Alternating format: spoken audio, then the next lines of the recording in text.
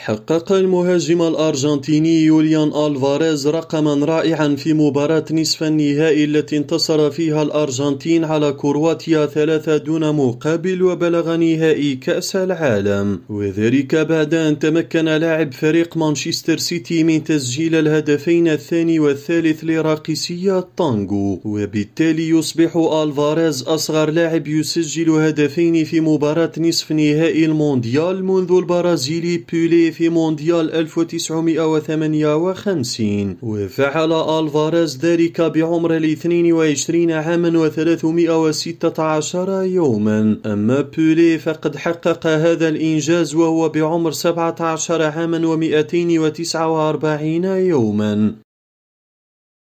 قاد النجم الأرجنتيني ليونيل ميسي منتخب بلاده لنهائي كأس العالم بعد الفوز على المنتخب الكرواتي 3-1 في نصف النهائي على ملعب لوسيل. ووفقا لشبكة أوبتا للإحصائيات فإن ميسي أكثر لاعب مساهمة بتسجيل الأهداف في تاريخ كأس العالم ب20 هدفا. وأضاف المصدر أن ليونيل ميسي أصبح ثاني لاعب يساهم بتسجيل الأهداف في تاريخ كأس العالم بعد البرازيلي رونالدو نازاريو ب13 هدفا، وأصبح ميسي أكثر من صنع أهدافا في تاريخ الأرجنتين ب9 أهداف متفوقا على مارادونا الذي صنع 8 أهداف. وأصبح ميسي أكثر لاعب مساهمة بالأهداف في نسخة واحدة بكأس العالم ب5 أهداف وصناعته ل3 أهداف.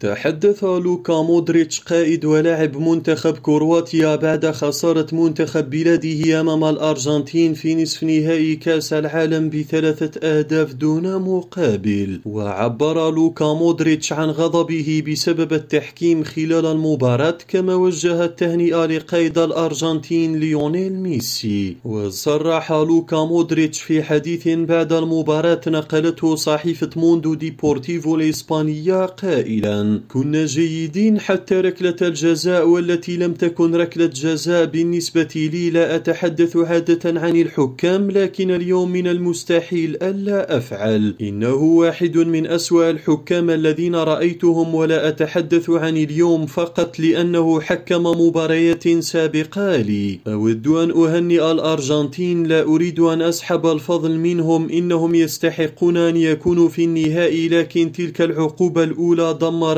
بالفعل. تهانينا لميسي، أتمنى التوفيق له في النهائي، إنه يخوض بطولة مذهلة ويظهر عظمته وجودته. أتمنى أن يفوز ميسي بكأس العالم، فهو أفضل لاعب في التاريخ ويستحقها بالفعل.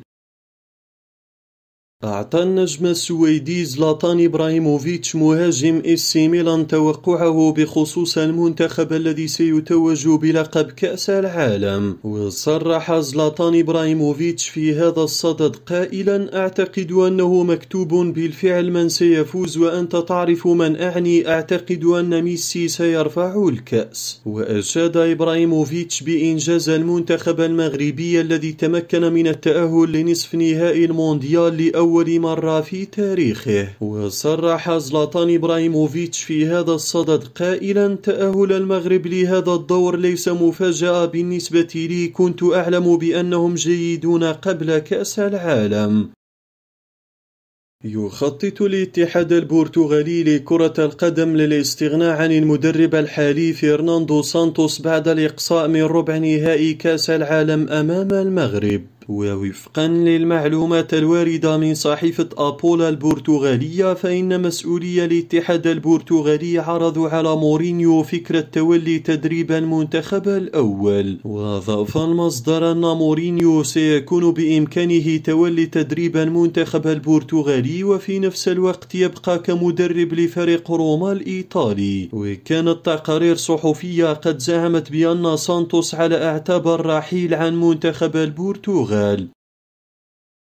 لا يزال الحديث متواصلا عن المدرب الذي سيقود المنتخب البرازيلي الفترة المقبلة بعد رحيل المدرب تيتي عقب الإقصاء من كأس العالم. ووفقا للمعلومات الواردة من صحيفة أوك دياريو الإسبانية، فإن الاتحاد البرازيلي يرغب في التوقيع مع الفرنسي زين دين زيدان. وكان المدرب الفرنسي قد ارتبط بتدريب المنتخب الفرنسي بعد كأس العالم، لكن المدرب ديشون في طريقه للتجديد. يذكر أن زين دين زيدان بدون ناد بعد رحيله عن ريال مدريد.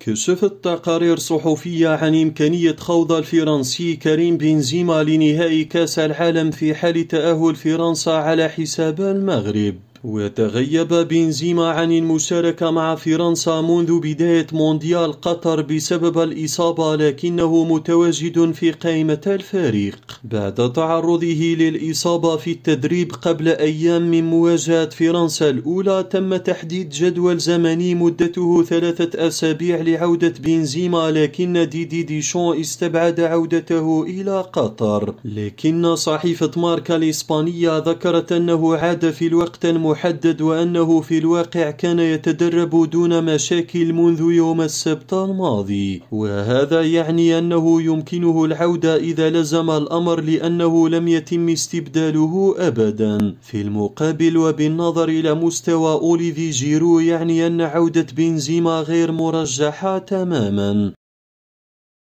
كشفت تقارير صحفية بريطانية أن نادي ريال مدريد يرغب في التعاقد مع الدولي الكوري الجنوبي كيم مين جاي خلال فترة الانتقالات الشتوية في يناير. كيم مين جاي تمكن من إثبات نفسه في بطولة كأس العالم قبل أن يخرج منتخب بلاده من دور 16 أمام البرازيل. صحيفة ميرور الإنجليزية أكدت أن لاعب نابولي الإيطالي أثار إعجاب العديد من الأندية الأوروبية الكبرى وفي مقدمتها ريال مدريد، وأشارت إلى أن ريال مدريد مستعد لرصد 45 مليون يورو إلى نابولي من أجل التعاقد مع صاحب 26 عاما. اللاعب الكوري الجنوبي انضم إلى نابولي في يوليو الماضي قادما من فينرباتشا التركي ليحل محل خالد كوليبالي الذي رحل لتشيلسي في نفس الميركاتو.